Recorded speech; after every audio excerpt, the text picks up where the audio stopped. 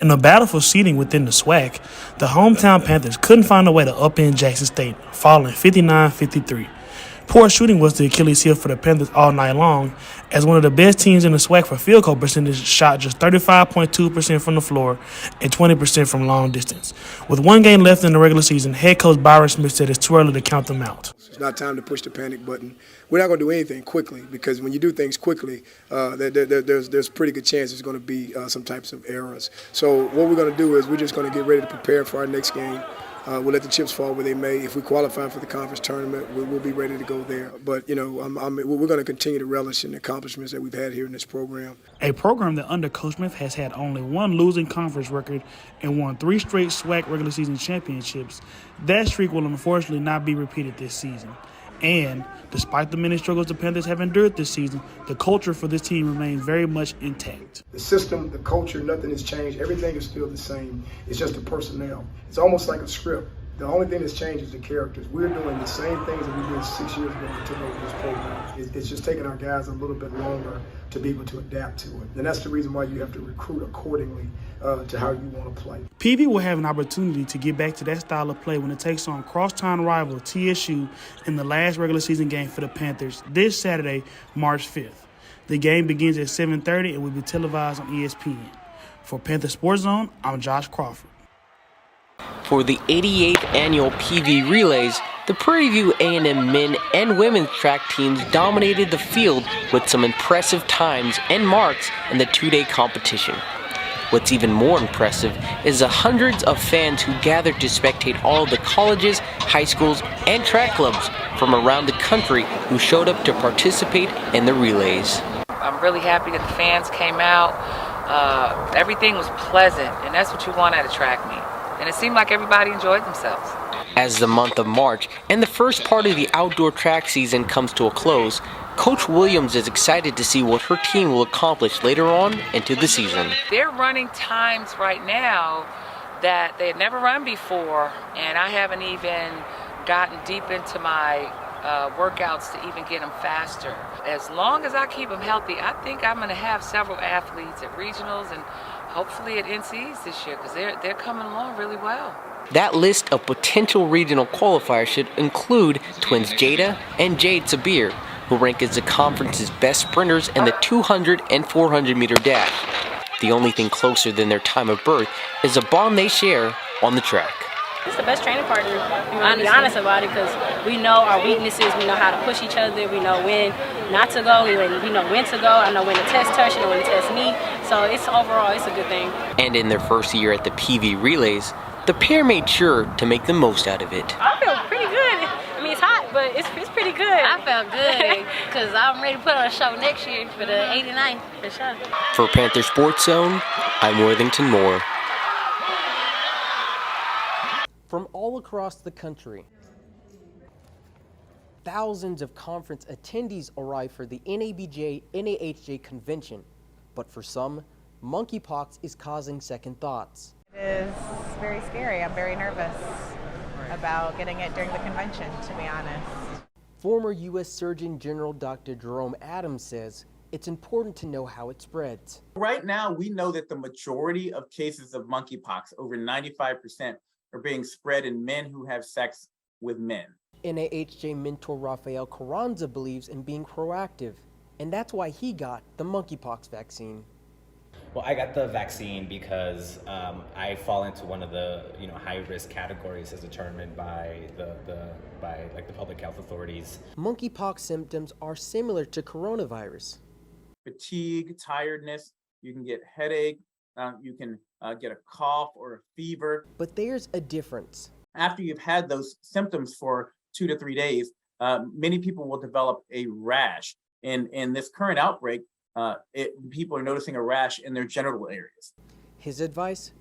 Be aware, but don't panic while you're here. Certainly, COVID and monkeypox and all these things kind of put a dent into that, but there's no substitution for that face-to-face contact. For NABJ-NAHJ News, I'm Worthington Moore. From making plays on the field and off, HBCU student athletes like Kayla Sweezy are making money moves. It's all about forming the relationship. So if you're able to get in a program, kind of like how I did with Facebook, form those relationships, people are going to look out for you. They're going to send opportunities your way. But when her first deal popped up, I thought it was like a scam at first, because when you hear something like that, you're like, what? Like, why would they do that? But it really goes to show that Facebook is taking those measures to try to be more inclusive and help HBCU students, specifically student athletes. According to ESPN Senior Vice President Maria Suarez, there's more questions than answers. Because not only is an athlete selecting a program to go into in a school and a coach to work with, are they also assessing their NIL value? As long as student athletes continue to accept NIL deals, the destination for potential HBCU recruits could change collegiate programs across the country. What we're just starting to see is, and honestly, I don't think the students know either, right? So I think what we're starting to see is just the beginning of some of the opportunities that the athletes are getting, some of the ways that they are kind of getting their likenesses out there. And Kayla hopes her story can make a difference. I know firsthand that there's opportunities. So if you just put it out there and let it be known, put it on your socials, like, I'm open to work with maybe a hair care company or a clothing company, you will get a response. A chance to step up to the plate and knock it out of the park. For NABJ NAHJ News, I'm Worthington Moore. At the car wash. Yeah. Everyone, it's Sincere Journey, and I'm here behind Hobart Taylor. We're at the Blue Car Wash hosted by PVAMU Sigma, so let's go see what it's all about. All right, so I'm here with one of the PV Sigmas, and he's gonna tell us a little bit about the event today. All right, so we have a simple car wash going out. You know how hard it is to drive out to Cypress. No one really wants to do that 20-minute drive. So we figured it'd be best to have something behind Hobart just for the students so they can get their car washed within their convenience, that they can just resume their day as usual. Are y'all charging for the car wash or what? What's going on? Yes, we're doing 5 for small cars and 10 for trucks. So a truck is really defined as like a bigger vehicle, so like a van and up. That's considered a truck to us, and a small car is just anything under that. With another one of PV Sigmas, and he's gonna give us a step-by-step on what they're doing out here. Yeah, so we wet the car, so the soap stays on it, and then we rinse. We apply the different detergents and soaps, and then we apply a nice hand scrub, buffering with the sponges, and then we rinse it again and dry it off at our drying station. All right, well, this was an amazing event held by PVAMU Sigmas behind Hobart Taylor. For PVAMU TV, Sincere Journey, signing out.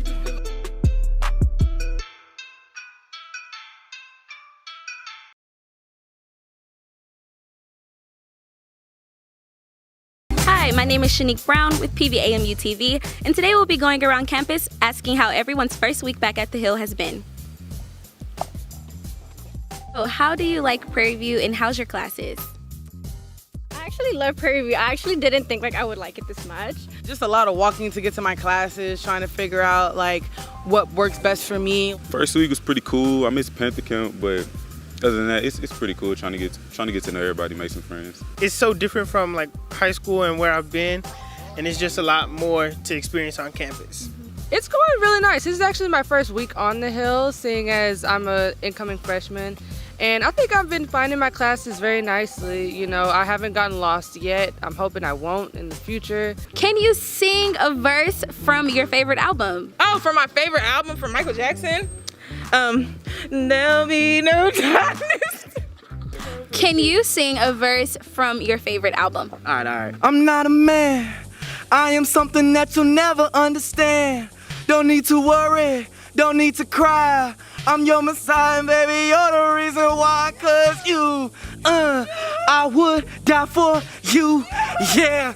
Darling, if you want me to, you. I may messed up a little bit of those lyrics, you know what I'm saying? It's my first time on camera today. Just left the gym, but I did what I could. Thank y'all. MJ's her favorite artist, I can't see it, man. Where's the best place to eat on campus or nearby off campus? You're gonna have to go to Cypress if you want to find the best food, because everything around here is either nasty, dry, or just not good. I'll say my house, I can cook. Okay. What you be whipping up? I mean, anything. Breakfast, lunch, dinner, it don't matter. I'm international with it too, so. International?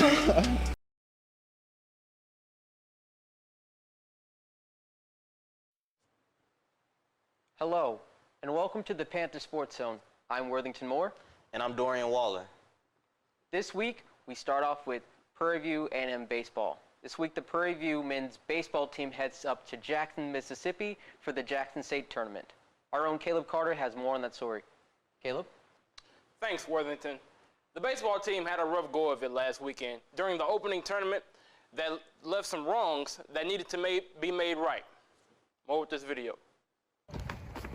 After a 1-2 start to the season during the Andre Dawson Classic, head baseball coach Antoine Riggins brings a little bit of perspective as to what happened. We gave up 10 free bases a game, and you can't win games like that. We hit well. I think we was like almost number two in the nation in hitting on the first weekend out. We just couldn't put it together, pitching and defense. So we have to be better, and we're gonna be better. And we have to work hard this week, going into Jackson next week. A sense of urgency as the Panthers look to bounce back against Jackson State after falling short last weekend 6-11. Head coach Riggins wants to make sure to focus on the little things heading back into Jackson. Well, the mindset was to come in and clean up everything that we need to clean up with all the mistakes and stuff that we made last week. We just want to come in and clean that up and just have an easy kill week and make sure we focus on what we need to do in order to get back on the winning streak. You know what I mean? So, like today, we're working on all the little small things that we didn't do well, and hope we can get that cleaned up and see what we can do next weekend. A clear and focused outlook as PV looks to get back to winning baseball. This is Caleb Carter reporting for the Panther Sports Zone. As the team looks to right the ship, they get their first chance today against Jackson State, with first pitch coming up shortly. Worthington and Dorian, back to you. Thank you. Now on to women's tennis. The Lady Panthers unfortunately came up short in their last match. A close affair for the Lady Panthers, a singles win by Angel Santiago of Louisiana Lafayette proved the difference maker in the contest, 4-3. Falling behind early on in the doubles, the team of Victoria Castillo, Mahogany Green, and Jada Hill and Gabrielle Leslie won against their opponent with the similar scores of 7-5 to take the first point. The Raging Cajuns proceeded to take the first 3 singles matches before wins by Castillo and Leslie evened things up, tied 3 apiece going into the last singles game. The match on the line, Salma Villalobos couldn't pull through, splitting the first 2 frames before a crushing 6-2 locked up the win for Louisiana Lafayette and a crushing loss for our Lady Panthers. Next up for women's tennis, they match up with Stephen F. Austin Wednesday, March 3rd at the PV Tennis Courts. Now going from tennis to men's golf. The men's golf team officially opens up their spring season when they head to Diamond Head, Mississippi for the Gulf Shores Intercollegiate Tournament on Monday, February 28th to Tuesday, March 1st. This will be the first contest for the Panthers since they last played in the 2021 Birmingham Fall Invitational, finishing 4th out of the 5-team field alongside Alabama State, Alabama A&M, Arkansas Pine Bluff, and Florida A&M. Senior Lorenzo Elbert headlines this Panthers golf team as they begin the second half of their season, looking to grab their 4th SWAC championship in a row. When we come back, we'll have more from the SWAC, HBCU draftees, and the inaugural USL expansion draft, and much more. Don't go anywhere after the break.